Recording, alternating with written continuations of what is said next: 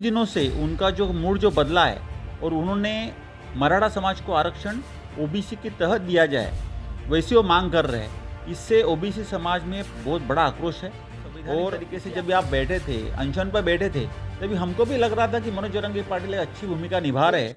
और ये घर में घुस के बोलो कि ये घर तो मेरा है, आप इसमें से बाहर निकलो, ये वाली बात। अभी जो वो उनका स्तर बदला है बात करने का कि ओबीसी समाज ने हमारे हक का खाया हुआ है, ऐसे उकसा रहे उनके समाज को भी, और वो उकसा रहे ओबीसी समाज को। सरकार के प्रति स्पष्ट आशावाद है कि वो ऐसा कुछ भूमिका नहीं निभाएंगे जिससे ओबीसी समाज आहत हो, की भी जनगणना हो, दूध का दूध और पानी का पानी हो जाएगा। 60% के ऊपर ओबीसी की जनगणना महाराष्ट्र में साबित हो जाएगी। नमस्कार, मैं हूं अदिति सिंह।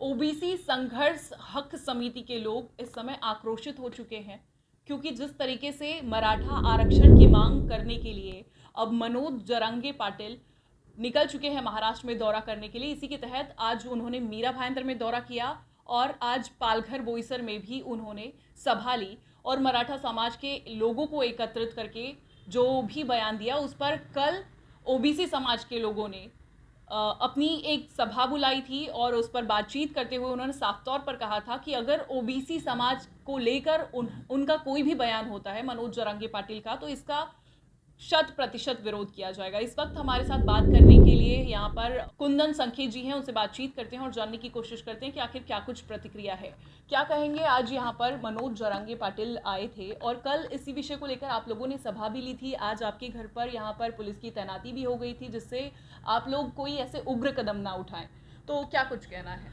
देखिए, महाराष्ट्र में एक मराठा समाज बहुत सारे सेक्शंस में, पश्चिम महाराष्ट्र में, विदर्भ में, उत्तर महाराष्ट्र में बहुत बड़े पैमाने पे है और उसी संख्या में ओबीसी समाज भी महाराष्ट्र में है। ये छत्रपति शिवाजी महाराज की भूमि है, जिस भूमि पे ओबीसी हो, मराठा हो या और सब समाज को एकत्र लेके महाराष्ट्र का झंडा दिल्ली तक पहुंचाने की हिम्मत शिवाजी महाराज ने की थी। और आज उसी महाराष्ट्र में एक जो मराठा समाज को आरक्षण के लेके ऊपर जो कुछ आपने जैसे बताया कि महाराष्ट्र में मनोज जोरंगी पाटिल महाराष्ट्र का दौरा कर रहे हैं और इसी तहत वह पालघर में भी आए थे। हमारी स्पष्ट ये भूमिका है कि ओबीसी हक संघर्ष समिति ये यहाँ के ओबीसी के लिए काम करती है। हमारे किसी भी समाज के आरक्षण के प्रति हमारा कोई भी विरोध नहीं है।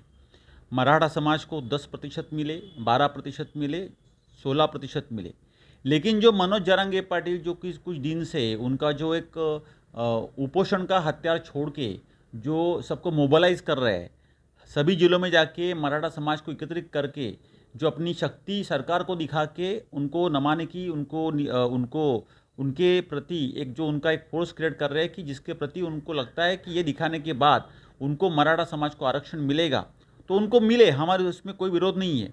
लेकिन अभी कुछ दिनों से उनका जो मूड जो बदला है और उन्होंने मराठा समाज को आरक्षण ओबीसी के तहत दिया जाए, वैसे वो मांग कर रहे हैं।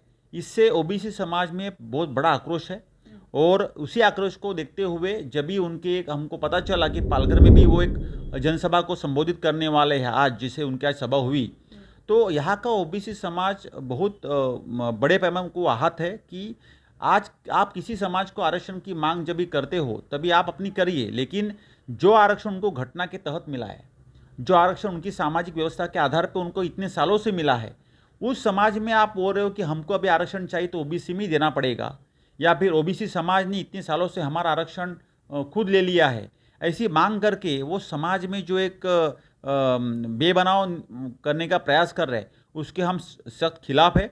ओबीसी समाज ये शांतता प्रिय समाज है, लेकिन अगर उनके हक के प्रति अगर कोई ये चाहेगा कि हम ओबीसी के माध्यम से ही हमारा आरक्षण लेंगे तो उसका विरोध करने के लिए हम सक्षम हैं। और ये पालघर ज़िले की आपको मैं एक स्ट्रक्चर बताऊं, पालघर ज़िले में जो 98% जो समाज है उसमें दो मुख्य समाज है, एक तो ओबीसी समाज है और हमारा आदिवासी बांधव है। निश्चित तौर पर पालघर जिला आदिवासी बाहुल्य और ओबीसी बाहुल्य क्षेत्र है। तो ये समाज उनको सभी को मालूम है और जो यहाँ में इंडस्ट्री होने के कारण महाराष्ट्र के और जिलों के जो लोग आए हुए हैं उसमें कुछ मराठा समाज भी है, हमारे ओबीसी समाज के भी लोग और जिलों से आए हैं।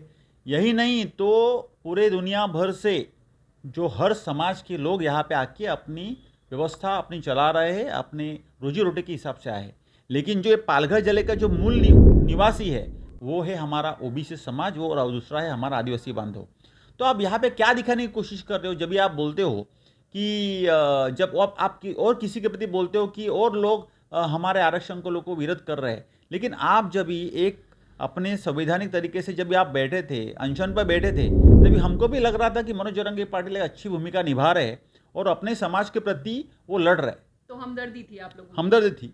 लेकिन अभी जो उन्होंने अपनी जो पब्लिक सभाएं जो वो कर रहे हैं, तो उनका तो पूरा नक्शा ही बदल गया है, उनका रूप। लेकिन ओबीसी समाज से तो छगन भुजबल जी भी इस तरीके से महाराष्ट्र में दौरा कर रहे हैं। देखिए, अगर आप बोलोगे कि हम ओबीसी में लेकर रहेंगे, तो कोई भी नेता हो या ओबीसी समाज का कोई भी जनप्रतिनिधि हो या फिर ओबीसी व्यक्ति हो, उसको विरोध तो करेगा ही। अगर आप किसी घर में घुस के बोलोगे ये घर तो मेरा है, आप इसमें से बाहर निकलो, ये वाली बात हो गई। अगर आप अपने समाज के प्रति अगर आप गंभीर हो, आपको लगता है कि मराठा समाज के जो युवक हैं उनको न्याय मिलना चाहिए, तो आप ये भी सोचते हो क्या कि जिनको न्याय मिला उनको बाहर करके आपको न्याय मिलना चाहिए? ये जो भूमिका है ये दुगनी भूमिका है और महाराष्ट्र में अशांतता निर्माण करने की कोशिश है। और हमको स्ट्रिक्ट लेवल पे ऐसा लगता है कि जब तक हमको लग रहा था कि अनशन कर रहे तभी हम लोग लग रहा था कि चलो उनकी जायज़ मांग है, लेकिन अभी जो वो उनका स्तर बदला है बात करने का कि ओबीसी समाज ने हमारे हक का खाया हुआ है, ऐसी जो बात कर रहे हैं, वो हमारे समाज को हैरान करने वाली बात है। आप एक सभा को संबोधित करते हो, उस सभा में मराठा समाज के लोगों को इकट्ठा करते हो और उनको बोलते हो आप अभी एक संघर्ष करो, अभी आपको लड़ना है, हमको लेके रहना है, और इसके लिए आप सरकार पे दबाव बनने की कोशिश करते हो। तो इसका मतलब आपका कहना है कि वो उकसा रहे हैं अभी? वो उकसा रहे उनके समाज को भी और वो उकसा रहे ओबीसी समाज को भी, क्योंकि उसी व्यासपीठ से वो ये भी बोलते हैं कि हम ओबीसी का हक लेके रहेंगे। मतलब क्या? देखिए, हम शांतता प्रिय है, लेकिन हमने अब तक अपने खुले नहीं किए। जब भी वो इस हद तक आएंगे कि बोलेंगे कि हम आपके घर में घुसेंगे, तो हम क्या घर में हथियार नहीं फेंका और हम घर पे बैठ के रहने, हम भी रास्ते पे उतर सकते हैं, लेकिन हमको ये महाराष्ट्र की शांति हमको बिगाड़ने नहीं है। अगर उनको ऐसा लगता है कि ऐसा करके एक माहौल उनको क्रिएट करना है और यहाँ पे कुछ बेबनाव करना है, तो हम भी देख रहे कि कब तक किस हद तक ये चीज़ जा रही है। और जब भी हमको लगेगा कि मुझे लगता नहीं, मुझे महाराष्ट्र के सरकार के प्रति स्पष्ट आशावाद है कि वो ऐसा कुछ भूमिका नहीं निभाएंगे जिससे ओबीसी समाज आहत हो। बिहार की तर्ज पर आप लोग भी मांग कर रहे हैं कि जाति निहाय जनगणना की जानी चाहिए, यहाँ पर क्या कहना है? देखिए, ये जो सब चालू है, मराठा समाज अपनी मांग के लेकर मनोज जरांगे पाटिल के माध्यम से एक सरकार के दबाव बनाने की कोशिश कर रहे हैं। तो हमारी मांग पहले से है ओबीसी समाज की। आज अपने देश में बिहार एक ऐसा राज्य है जिन्होंने ओबीसी की जनगणना या फिर जाति न्याय जनगणना की, और उसमें साबित हुआ कि 63% के ऊपर ओबीसी समाज बिहार में है। हमारी बहुत सालों से मांग है कि आज हमारे देश के आदरणीय पंतप्रधान जी बहुत उन पे जात का सिक्का लगाना अच्छी बात नहीं, लेकिन वो भी ओबीसी समाज से है और देश में बहुत बड़े पैमाने पर रहने वाला ओबीसी समाज की मांग है। जब 2011 में जनगणना हुई थी, उसके बाद 10 साल में जो एक रेगुलर टर्म है उसमें 2021 में जनगणना होने वाली थी। जो जनगणना भी होने वाली है उसमें एससी और एसटी के अलावा जो भी जाति है, देखिए हमारे देश में प्राणियों की संख्या भी नापी जाती है। पशु कितने हैं, पक्षी कितने हैं, प्राणी कितने, तो फिर आदमियों की गिनती क्यों नहीं हो सकती? वो कौन सी जात के हैं, कौन सी जमात के हैं, वो क्यों नहीं हो सकती? तो हमारी ये बहुत आग्रही मांग है कि सरकार इसके प्रति तुरंत कार्रवाई करे और महाराष्ट्र में जाति निहाय जनगणना हो, जिसमें एससी और एसटी के बाद बाकी जो जाति है जिसमें ओबीसी भी आती है उसकी भी जनगणना हो। दूध का दूध और पानी का पानी हो जाएगा। 60% के ऊपर ओबीसी की जनगणना महाराष्ट्र में साबित हो जाएगी। इस करके लोगों इकट्ठा करके जो अपनी ताकत दिखाने की कोशिश करे और ताकत के बिना पे सरकार पे दबाव बनाने की कोशिश कर रहे हैं, उसके हम स्ट्रिक्ट खिलाफ है। ऐसी ताकत हम बहुत ज़्यादा दिखा सकते हैं, उनसे ज़्यादा। तो ये आप चेतावनी दे रहे हैं कि अगर इस तरीके से लगातार उनका कदम बढ़ता रहा, ओबीसी समाज के खिलाफ अगर उन्होंने बयानबाजी दी, तो ओबीसी समाज शांत नहीं बैठेगा। देखिए, आज महाराष्ट्र का जो ओबीसी समाज है, अभी हमारे आप पालघर जिले की बात करो तो हमारा मछुआरा समाज है, हमारा वैती समाज है, वाड़वल है, आगरी है, कुणबी है, वंजारी है, सभी समाज के लोग यहाँ से रहते हैं जो ओबीसी है। आप अभी देखिए कि अगर वो उकसाने की कोशिश करेंगे तो हमें अब तक तो उकसे नहीं हम लोग, लेकिन अगर हद से चीज़ आगे चली जाएगी तो हमको तो हमारे भी ताकत दिखानी पड़ेगी ना। हमारा समाज का संवर्धन करना, उसका सिक्योर करना हमारा काम है। आज मैं फिर से आपको बोल रहा हूँ, मुझे तो लगता नहीं, क्योंकि ये उनकी असंवैधानिक मांग है उनकी अगर ये मांग होती कि हमको मराठा समाज का आरक्षण मिलना चाहिए, वो एक जस्टिफाइड मांग है। लेकिन वो ये बोल रहे कि हम किसी का निकाल के आप हमको दो, इसका मतलब क्या? अगर वो अभी ये बोल रहे कि हमारे लोग आगे नहीं बढ़ रहे, हमारे लोगों को आज तक का नुकसान हुआ, तो फिर आप ये चाहते हो कि जो ओबीसी समाज को संवैधानिक तरीके से उनको आरक्षण मिला है, उनका आरक्षण निकाल के उनके ऊपर हावी होकर उन पर अतिक्रमण करके आप उनको चाहिए? तो ये महाराष्ट्र में दो समाजों के बीच में दरार करने की वाली कोशिश है। और ओबीसी समाज, जैसे मैंने आपको बोला कि इसका पूरा विरोध करता है। अगर ऐसे ही चलता रहा और वो ऐसे ही गैर जिम्मेदाराना वक्तव्य करते रहे तो समाज के प्रति बहुत ज़्यादा आक्रोश है।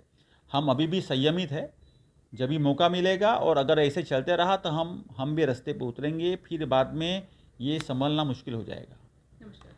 तो ये थे कुंदन संखेत जी, जिनका साफ तौर पर कहना है कि अगर लगातार इसी तरीके से हमें उग्र करने की कोशिश की गई तो हम भी शांत नहीं बैठने वाले हैं। हमने अपने हथियार फेंके नहीं हैं, हम भी उग्र हो सकते हैं। निश्चित तौर पर अब जिस तरीके से आरक्षण को लेकर एक तरफ ओबीसी समाज की तरफ से छगन भुजबल महाराष्ट्र का दौरा कर रहे हैं, वहीं दूसरी तरफ मनोज जारंगे पाटिल भी मराठा समाज को लेकर आरक्षण की मांग करते हुए नजर आ रहे हैं। अब ऐसे में देखना यह होगा कि महाराष्ट्र सरकार की क्या कुछ भूमिका नजर आती है। आज के लिए इतना ही, फिर होगी मुलाकात, तब तक के लिए नमस्कार।